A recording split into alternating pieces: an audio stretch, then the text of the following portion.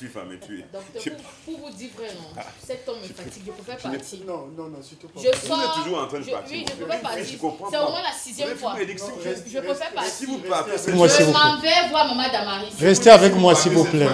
Restez avec moi, s'il vous plaît. Restez avec moi, ça c'est important. Docteur, vous me retenez. Non, je vous retiens. Restez avec moi. Moi, je vais envoyer même combien si je veux que Popina. Docteur, est-ce que vous me retenez? Je vous retiens. D'accord. Docteur, je vous assure que si je veux Popina me voir ce Le soir. docteur m'a retenu. Je ne peux pas bien lui envoyer 10 000. Je peux même lui envoyer 5 000 seulement. Il n'a pas qu'à nous chercher. Commandant. Le cœur de j'ai quand même ce bon samaritain.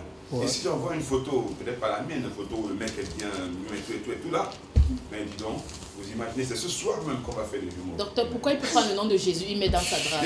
Voilà, c'est qu'il n'est pas normal. Avec toi, ce n'est pas une blague, c'était vrai, parce que je le souhaite encore que la paix du Seigneur soit avec elle. Où le problème s'en va venir? Est-ce que j'ai blasphémé? Vous n'avez pas besoin? Pour l'avoir fait la cour, il faudra que la paix du Seigneur soit avec elle. J'ai l'impression que vraiment ça frise le syndrome de la maladie post-éjaculatoire. Hein. Après l'éjaculation. C'est tout comme. Ce qui arrive, il y en a qui vont s'évanouir. Non, je décèle un peu ce syndrome en vous là. Non, à post-éjaculation, je crois que vous êtes mieux placé. Il faut savoir que généralement, que vous êtes chaste. Je suis toujours vivant. Qu'après ça, je suis encore vivant. Syndrome de la maladie post-éjaculatoire. Oui. C'est un malaise. Malaise, maladie, pareil. C'est-à-dire après avoir éjaculé. Oui. Nous avons certains symptômes. Bonjour docteur. Bonjour mon commandant Dizon. Bonjour Sandra Peniel. Bonjour à tous ceux qui nous regardent, à toute l'équipe en studio. Et je voudrais dire aussi un bonjour particulier à Yoyo Bio. Continuez à savourer vos 40 ans. C'est une grâce. Voilà. Docteur, quand on parle d'éjaculation, effectivement, c'est... est-ce qu'il y a une différence entre jouissance et éjaculation? Non, éjaculation, c'est la jouissance. Oui, et la femme, dans l'orgasme, on ne pourra pas parler d'éjaculation. Sans tout on peut jouir sans atteindre l'orgasme. Oui. Parce que tous ces mots-là, jouissance, comment, éjaculation, et d'autres expressions encore.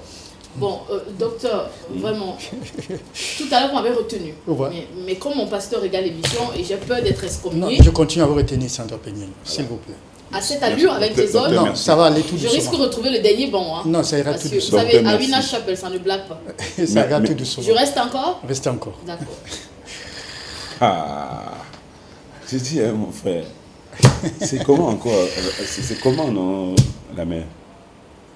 On va arriver, est-ce qu'on va arriver parce que décembre, on va arriver. On va arriver. Juste parce que je lui ai dit que moi j'ai plus d'argent pour jusqu'au 22 décembre. Ah bon? Ça commence à faire des problèmes. Je n'ai rien jusqu'au 22 décembre, moi je n'ai rien. Pas les sous, il faut souvent comprendre ça. Souvent, il faut aussi comprendre que parfois je n'ai pas. On ne peut pas comprendre que parfois je n'en ai pas, Sandra Peniel. D'accord, c'est compris. Je me bats tous les jours, vous voulez que je fasse comment?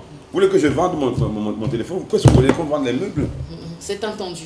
Je m'en excuse. Docteur Larry, c'est quoi le syndrome du malaise post-éjaculatoire? Une fois encore, toutes mes excuses au commandant. Voilà, alors, en ce qui concerne cette affection ce matin, il s'agit bien évidemment, je pourrais dire, 4 lettres qui cachent beaucoup de mystères.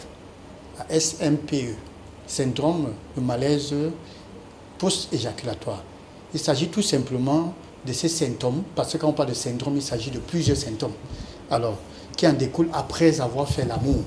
Il faut le dire ainsi pour que les gens comprennent. Après que vous ayez terminé de faire l'amour, vous avez certains symptômes, notamment, qui vont justement vous mettre dans des états désagréables. C'est cela qu'on appelle syndrome de malaise post-éjaculatoire. Comment se manifeste justement ce syndrome-là? Voilà, il faut dire déjà qu'il y a plusieurs signes annonciateurs qui accompagnent justement ces personnes qui sont sujets après avoir fait la chose. Bien évidemment, on commence par des céphalées ou des têtes. Chez certaines personnes, ils peuvent avoir des vertiges, douleurs musculaires. Certains ont des symptômes de la grippe. Ça veut dire que le nez bouché, qui coule chez certains, bien évidemment. Et ils peuvent même ressentir une oppression respiratoire, c'est-à-dire comme s'ils étouffaient, surtout pour ceux qui ont des problèmes cardiaques, bien évidemment. Voilà donc les symptômes qui arrivent le plus souvent chez ces personnes-là. C'est après combien de temps, après l'éjaculation, après combien de temps de la... Voilà, la question est bien posée parce qu'il faut dire que chez certaines personnes, ça s'ensuit. Chez certaines, c'est 1 heure après. Et il faut dire que la durée peut aller pendant quelques jours. 3, 4, 5 jours. Chez certaines personnes qui sont immunodéprimées, bien sûr. Mais quand après... je ne dis pas immunodéprimés, c'est-à-dire qui ont déjà un système immunitaire affaibli, certainement dû à certaines pathologies, bien évidemment. Mais après être arrivé quand même au 7e ciel dans des conditions intéressantes, qu'est-ce qui peut bien provoquer encore cette affection? Voilà, il faut dire qu'il y a une cause, notamment des scientifiques nous font état d'un problème d'allergie, allergie à votre propre sperme. C'est-à-dire dans ce sperme-là se trouve une hormone sécrétée par notre système immunitaire, cytokine. Pas cytocine. Cytokine, différent de la différent de cytocine. Oui. Alors, la présence de cette substance-là, justement, va créer, c'est-à-dire un bouleversement au niveau des hormones, d'où le système immunitaire va combattre ses propres cellules. Voilà la cause réelle de cette affection ou encore de cette maladie, de cette malaise aussi. Voilà. Alors, docteur, si on parle de cause, il faut aussi et surtout parler des facteurs de risque. Qu'est-ce qu'on peut en savoir ce matin? Voilà, facteurs de risque, déjà, nous avons 2. Il s'agit bien évidemment de ce qu'on appelle éjaculation prématurée. Prématurée, ça veut dire précoce. Il y a des gens, en moins d'1 minute, ils ont déjà versé. Bien évidemment. Ce sont ces personnes-là. Il y a également des personnes qui font, je ne voudrais pas dire des mois avant de faire l'amour. La rareté. Soit certainement dû au travail, ça va dépendre. Peut-être qu'ils ne sont pas avec leur conjoint, qui se trouvent peut-être au conjoint qui sont de l'autre côté. Voilà, donc voilà ils sont obligés des facteurs de rester fidèles. Voilà. Comme quoi la fidélité aussi peut nous créer des problèmes. Hein? Bien sûr, bien évidemment. Voilà donc les 2 facteurs de risque. Une éjaculation précoce et la rareté justement de l'ébat sexuel. Et les conseils de rester combien de temps sans faire l'amour si on devrait avoir le choix? Si on devait choisir, bon, parce que je le dis, parce qu'il y a pas mal de conjoints qui sont loin de leur moitié. Oui. Et du coup, ce n'est pas évident, parce que 6 mois sans voir sa moitié... 6 mois, c'est pas assez. C'est pas assez. C'est trop, hein. C'est trop? Je le dis, c'est trop. Ah oui, ça c'est trop. N'oublions pas que les rapports sexuels également, c'est une thérapie, hein. Ça, il faut le dire. Là, c'est pour les personnes mariées, si on est célibataire. Oui, voilà, ça il faut dire, Sandra Peniel, pour vous répondre directement, même la parole de Dieu le dit. Tout le monde est censé avoir une femme. Tout le monde devrait, la parole de Dieu nous recommande de nous marier. Alors ceux qui restent sans se marier, qu'est-ce qu'il faut dire? C'est justement ceux-là qui se jettent dans ce qu'on appelle la masturbation et tout. Il y a tellement de femmes que tout le monde devrait se marier, tout compte fait, pour répondre à cela. Je ne vois pas pourquoi est-ce que les gens devront refuser de se marier et pouvoir poursuivre cette vie, je ne sais pas, cette activité qui se mène dehors d'une manière d'une prolifération d'activités sexuelles. Donc, tout le monde est fait pour se marier. On dit l'homme quittera son père et sa mère, donc c'est soit vice-versa. La femme est appelée à chercher, mais un homme, ça nous le savons bien que c'est l'homme qui va avec la femme. Donc, je dis que tout le monde est appelé à se marier. L'homme doit chercher une femme, ça c'est important. Abstinence après 6 mois, bon, c'est un peu trop. Non, c'est un peu trop. Ça, oui. Il faut dire que logiquement, médicalement. Oui, ça c'est un peu trop. Maintenant, je parle du médical, spirituel et tout. Oui, voilà, c'est autre chose. Voilà, c'est autre chose. Parce que sur le plan spirituel, il y en a qui vont rester 3 mois, combien, un an. Certainement pour les objectifs. Quelqu'un peut entrer dans une phase de jeûne, il dit, bon, je vais jeûner pour 6 mois. Voilà, l'abstinence. Oui, mais sur le plan scientifique, ce n'est pas quelque chose de très recommandé. Non, c'est pas. Parce que l'organe doit fonctionner comme un moteur de voiture, doit continuer à fonctionner. Et chaque jour aussi, c'est strictement prohivé. Et je ne dis non plus que le fait de ne pas le faire, on va mourir. Parce qu'il faut, c'est important de le rappeler sur le plateau. Parce qu'on me posera la question de savoir qu'est-ce que font les prêtres ou bien des religieuses ou bien voilà. Il ne faudrait pas entrer dans cette gamme-là. Ne pas le faire aussi ne voudrait pas dire que vous allez mourir. Mais nous le savons tous que scientifiquement, ça a des vertus, c'est thérapeutique, ça il faut le dire, que ça soit sur le point de vue psychologique et tout. Voilà, ça c'est important de le rappeler. Voilà. À quel moment justement ce syndrome de malaise post-éjaculatoire, à quel moment cela peut se compliquer et devenir grave? Oui, ça il faudra dire, ça c'est important, c'est vrai que ça va faire rire, mais je voudrais le rappeler pour ceux, parce qu'il faut dire que c'est une pathologie qui existe, cette affection. Il y a des hommes qui en souffrent. Mais étant donné encore que la sexualité est encore tabou, mon commandant, il faut dire qu'il y a des choses qu'on ne dit pas. Il y a des gens qui souffrent quand bien même ils sont face à un médecin, ils refusent de s'exprimer. Et ils pensent que le médecin ira dans leur cerveau retirer ce qui les ennuie.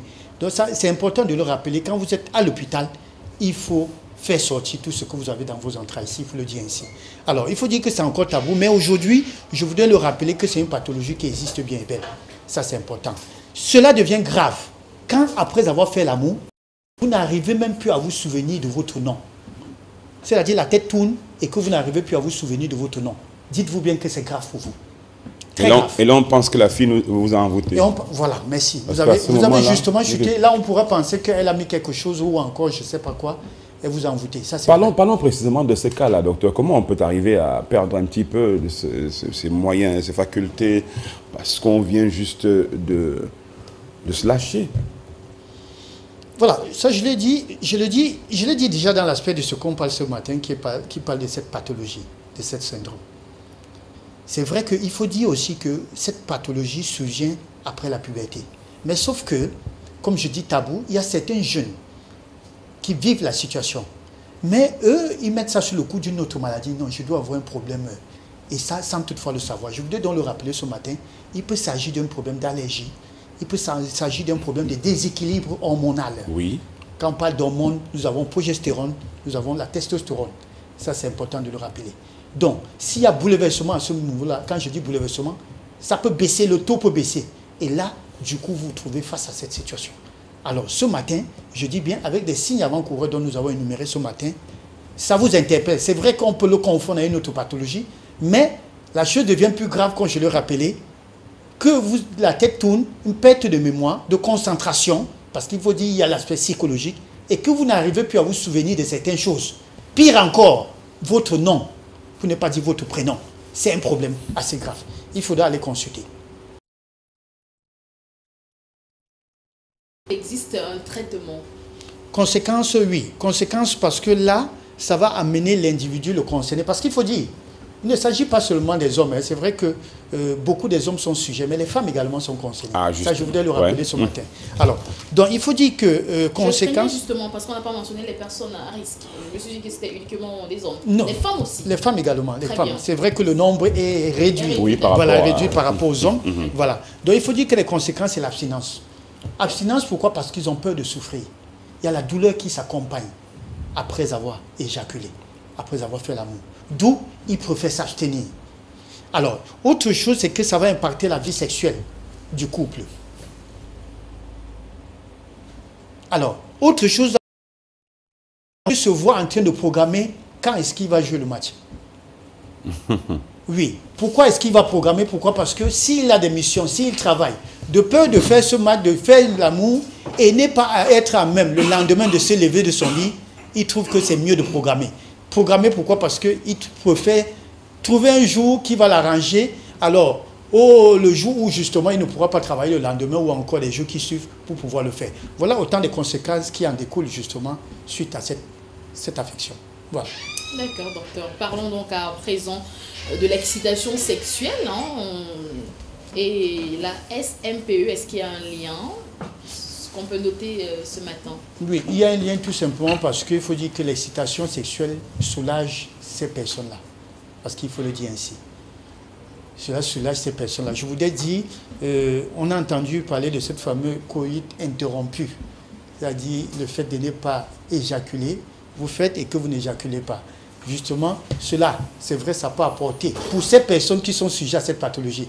Mais je ne voudrais pas parler de coït interrompu, les conséquences également, parce que ça joue sur le cœur. Donc faites très attention. Mais pour ces personnes qui sont sujets, l'excitation les soulage davantage. C'est plus mieux. Voilà. Que de jouir. Il y a un lien justement que de jouir, parce que quand vous allez jouir, justement, vous serez exposé à tous ces symptômes dont nous venons d'énumérer. D'où vous allez souffrir. Alors, maintenant, conseil peut-être, docteur, pour vous sortir et vous laisser repartir tranquillement. Voilà, le conseil que je peux donner ce matin, c'est déjà, c'est vrai que quand on dit après avoir fait l'amour, d'aucuns pensent directement que n'est pas fait l'amour et se masturber, ils seront sauvés de l'affaire, s'il faut le dire ainsi. Mais je voudrais rappeler ce matin que même en faisant la masturbation, vous entrez en plein fouet dans ce qu'on appelle le syndrome. Au moment justement de l'éjaculation, il peut y avoir justement des troubles. Justement. Donc quand on se masturbe, on doit éjaculer. Alors vous également, vous faites partie. Donc la masturbation n'est pas conseillée déjà pour cela. La seule chose, la prévention, c'est justement le désir, le plaisir, tout simplement, et ça s'arrête là. Si ça devrait continuer, le plaisir finit par devenir plutôt la souffrance. Alors, le conseil que je peux donner ce matin, tout simplement, c'est de consulter. Ça, c'est important. C'est une pathologie, c'est une affection qui existe, dont les gens sont beaucoup plus sujets de nos jours. Alors, il faut consulter. Si vous devez faire l'amour, parce que quand on fait l'amour, en principe, on devrait être gai, on devrait être content, on devrait être épanoui. Mais si on fait l'amour pour que ça finisse par la souffrance, c'est un problème assez réel. Donc, il faut consulter. D'accord. Merci beaucoup à vous, Dr Larry, pour ces précieux conseils ce matin. C'est bien noté. Hein. On en sait un peu plus, disons, sur le syndrome du malaise post-éjaculatoire. On en sait même beaucoup. Vous avez raison, Sandra Peignel. Docteur, merci encore. On va passer les contacts du docteur Larry.